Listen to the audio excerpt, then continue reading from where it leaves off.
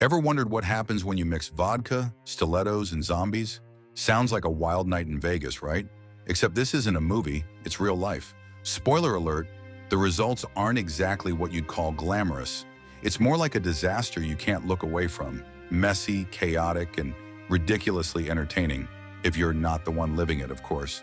Before we get into today's 10th episode of pure Darwin award-winning absurdity, we've got a little challenge for all you sharp-eyed viewers. Hidden throughout this video are letters that spell out a secret word.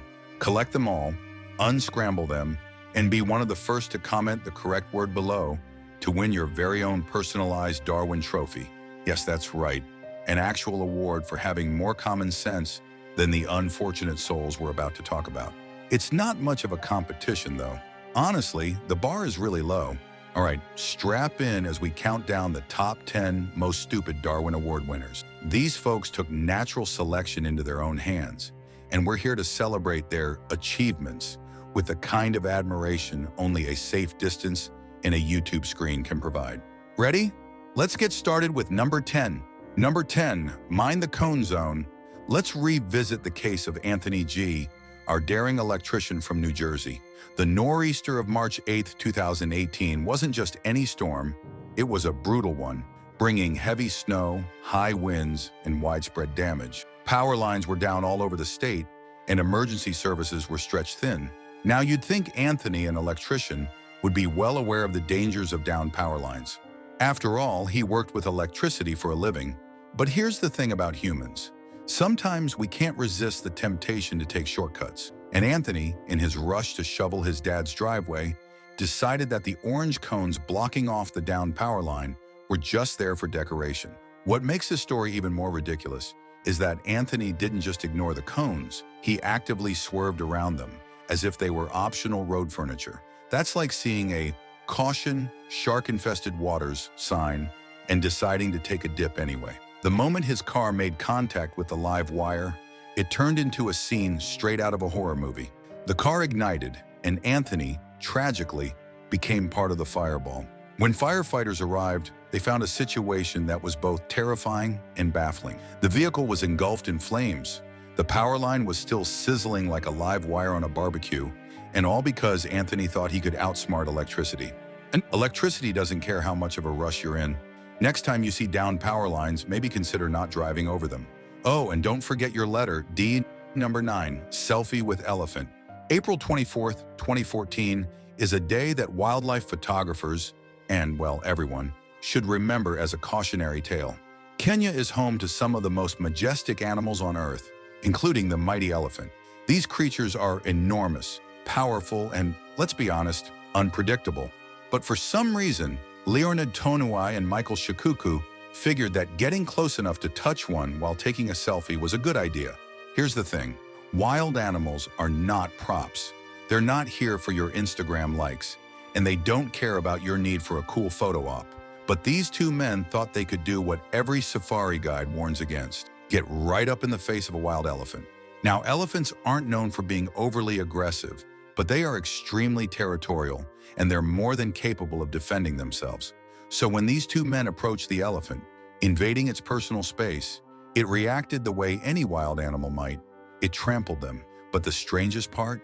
After crushing them, the elephant didn't just leave the scene. In a bizarre twist, it covered their bodies with brush, almost as if it was trying to hide the evidence. This isn't typical elephant behavior, and it makes you wonder, did the elephant realize it had just cleaned up two humans who had overstepped their boundaries? The lesson here is clear. Wild animals are wild. Respect their space, and they'll usually leave you alone. But try to turn them into a selfie prop, you're asking for trouble. Speaking of which, here's your next letter, A. Number 8, Crispy Copper Fries. The discovery made on May 19, 2014 in Tucson, Arizona, was one that no utility worker expects to make in their career. When the workers popped open that manhole after 5 years, they weren't just expecting to do routine maintenance. They were expecting maybe some debris, a few dead rats, or at worst, a gunk-filled pipe. What they found instead was a human body that had been mummified by the desert heat, clutching a pair of bolt cutters. Let's rewind and figure out how this poor soul ended up in such a state. Copper theft has been a growing problem across the world, especially in areas like Arizona, where copper wiring from utility vaults is an easy target for thieves looking to make a quick buck. However, what these thieves often forget is that electrical wiring is usually, live. This man decided to make his fortune by cutting copper wiring from a live high-voltage vault. Now, copper is an excellent conductor of electricity, and electricity travels faster than you can blink. The moment those bolt cutters touched the wires, he was instantly electrocuted. The high voltage coursing through his body likely killed him before he even realized what had happened. And there he stayed, undisturbed for years, until utility workers discovered the grim scene. There's a reason they put danger high voltage signs on electrical vaults. And no, copper theft is not worth risking your life. Your next letter is number 7. Resurrection fail. Faith is a powerful thing, but sometimes it leads people into situations that are, well, not the best. This brings us to September 17th, 2014, in Pakistan, where a Sufi holy man made a bold promise. He could bring people back from the dead. Now, resurrection isn't exactly a common miracle these days, but this holy man had managed to convince his followers that he could pull it off. But here's the kicker. He needed a volunteer. Not just any volunteer, though.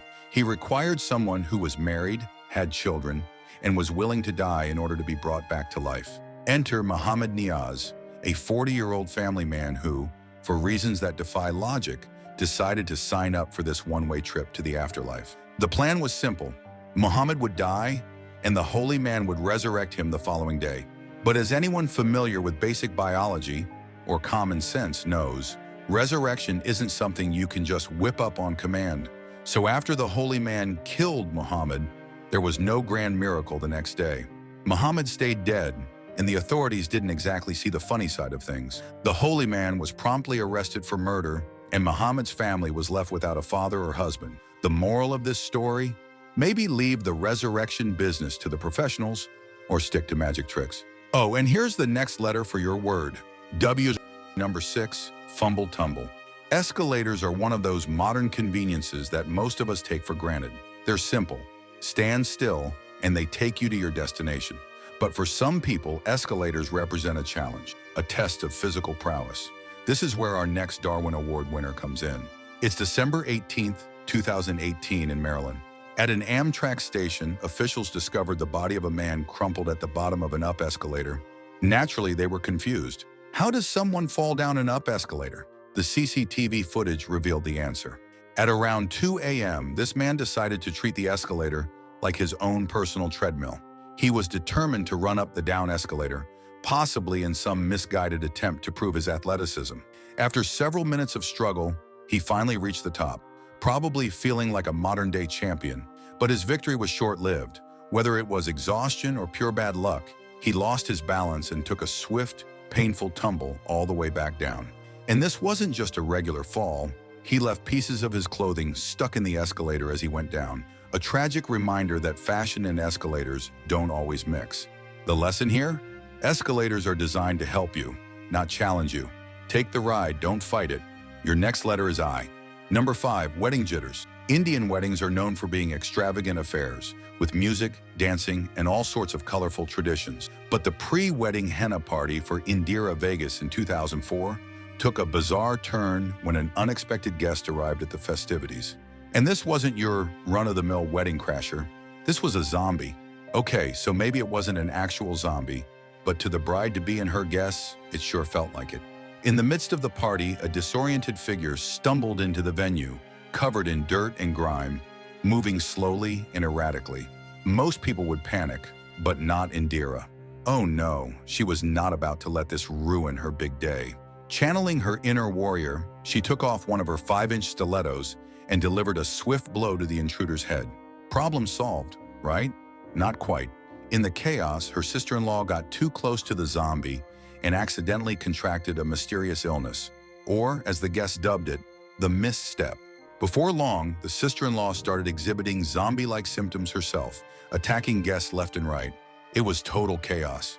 Thankfully, a quick-thinking photographer armed with a tripod managed to subdue the new zombie, and the party was saved. Let this be a lesson. Always be prepared for unexpected guests at your wedding, and maybe keep the stilettos for dancing, not zombie fighting. Your next letter is N, number 4. The doors break on through. Airports are stressful places at the best of times, but Tampa International Airport in 2013 was about to become the scene of one of the most ridiculous Darwin Award moments on record. Meet Chad Wolf, a man who had clearly had a little too much to drink and maybe popped a few pills for good measure. Waiting for an elevator while intoxicated is probably not the best idea, but Chad wasn't interested in waiting. Growing impatient, Chad decided to take matters into his own hands. He pried open the elevator doors, already a terrible idea, and tried to slide down the cables to the first floor. Maybe he thought he was Tom Cruise in Mission Impossible. Maybe he just really needed to get down a few floors. Whatever his reasoning, gravity wasn't on his side. Chad lost his grip almost immediately and fell headfirst down the elevator shaft from the 7th floor. The fall was instant and tragic, but it's hard not to shake your head at the sheer recklessness of it all. Elevators are designed to get you where you need to go. Just be patient. The next letter for your word is A, and number 3. Some Finnish. Finland is a country known for its beautiful landscapes, rich culture, and apparently people who enjoy collecting war weapons. On September 13, 2013, two brothers-in-law decided to take their hobby of collecting military-grade explosives to the next level. They had amassed an impressive collection of over 100 frag grenades, bazookas, and all sorts of dangerous ammunition. But here's the problem. Neither of them had any training in how to handle these explosives. This is a bit like deciding to bake a cake without knowing how to turn on the oven, except the oven can explode. Despite this, one of the brothers decided to play army with a 75mm anti-tank grenade, which is basically a massive metal tube filled with high explosives. Unsurprisingly, things went wrong. The grenade exploded, killing one of the brothers instantly and injuring the other. The blast was so powerful that the local authorities had to evacuate 200 people from the surrounding area, and the professionals were called in to safely dispose of the rest of the explosives. When it comes to explosives, leave it to the experts. And for those still with us, here's your next letter. S, number 2. Double Darwin Award, sports training. Drunk people and trains don't mix. That's the moral of this story from March the 2nd, 2014 in Rotterdam, Netherlands. Two soccer fans, thoroughly intoxicated after a night of heavy drinking, decided that the best way to test their bravery was to challenge an inner-city train to a game of chicken. One of them lay down between the tracks, convinced that the train would pass right over him without touching him. His slightly more cautious friend knelt beside the tracks, figuring that if he kept his head just outside the train's path, he'd be safe. But here's the thing about trains. They're much wider and lower than most people realize. The 130 km/h train barreled through, and both men were killed instantly, in front of over 300 onlookers, no less. The train was delayed for hours, and the witnesses were left horrified by what they had just seen. If you're looking for a thrill, maybe stick to roller coasters. And here's your final letter. S, number 1, the Thing Ring. We've saved the most wince-worthy for last. May 2014, England. Our Darwin Award winner decided to get creative in the bedroom by placing a titanium ring around his, wedding tackle. Now, as anyone familiar with biology will tell you, restricting blood flow to certain areas of the body can have, shall we say, unpleasant consequences. But this guy didn't seem to care. For 3 whole days, he left the ring in place, even as his bits swelled to an alarming size and turned a deep shade of purple. By the time he finally went to the hospital, it was too late. The fire department was called in to remove the ring, but even after burning through several cutting tools, they couldn't get it off. The end result, full castration. When it comes to bedroom experiments, it's probably best to stick with something a little less permanent. Bonus entry, La Petite Mort.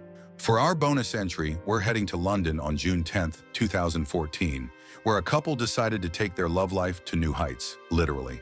These two lovebirds were getting a little too frisky on a 6th-floor balcony, giving the neighbors quite a show. But that wasn't enough for them. The man decided to add some extra excitement by repeatedly lifting his partner onto the balcony railing. You can probably see where this is going. In the heat of passion, the couple lost their balance and tumbled over the edge, falling 5 stories to their deaths. It's a tragic end to what was likely meant to be a moment of passion. When it comes to bedroom acrobatics, maybe stick to something a little safer, like staying indoors. And that's a wrap. Our top 10 Darwin Award winners, plus 1 bonus.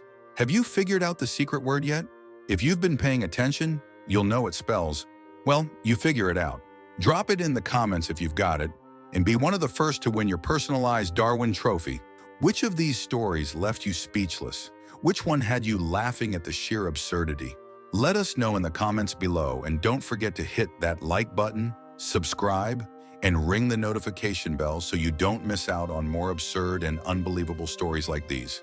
Stay safe out there, and remember, sometimes the best way to win is simply not to play the game.